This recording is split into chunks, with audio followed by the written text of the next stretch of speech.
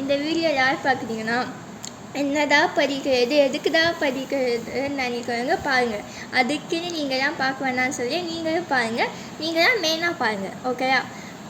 நான் வந்து LKG to 9th என்ன படிக்கணுமா அப்படின்னு நினச்சி இந்த ஒரு கேர்ளு படிக்கணுமான்னு நினச்சேன். 10th வந்ததுக்கப்புறம் தான் தெரியுது எவ்வளோ போர்ஷன்ஸு எவ்வளோ இருக்குதுன்னு பார்த்தேன். அப்போ கூட நான் வந்து அவ்வளோ கேர் எடுக்கல. 10th தானேன்னு பார்த்துக்கலான்னு இல்லை. அதுக்கப்புறம் தான் தெரிஞ்சிச்சு, ஆமாம் எனக்கு பப்ளிக் வர்றதுக்கு 3 வீக் முன்னாடி தான் என்னோடய 3 எக்ஸாம் வச்சாங்க. 10th வந்தோடனே எக்ஸாம் எல்லாத்தையும் ஃபெயில் ஆனால் அம்மா வந்து செம்மையாக அடிப்பாங்க. அப்பா வந்து திட்டுவாங்க. மேடம் வந்து டிசி கொடுத்து அனுப்புறேன்னு சொன்னாங்க.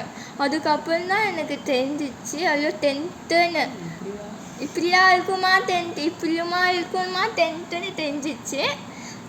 இப்படியுமா இருக்கணுமா 10th தெரிஞ்சிச்சு.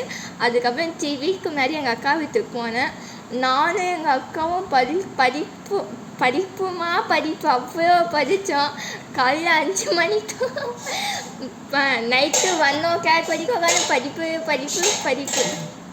அப்படின்னு இருந்தோம்.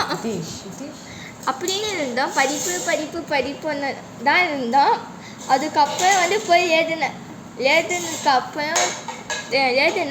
இப்போ கொஞ்சம் ஃப்ரீயாக இருக்கேன்.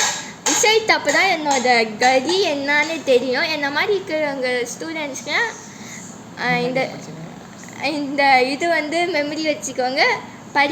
நம்ம நினச்சா எப்போ வேணால் படிக்கலாம், எப்படி வேணால் படிக்கலாம், எங்கே வேணால் படிக்கலாம். ஓகேயா? பாய்.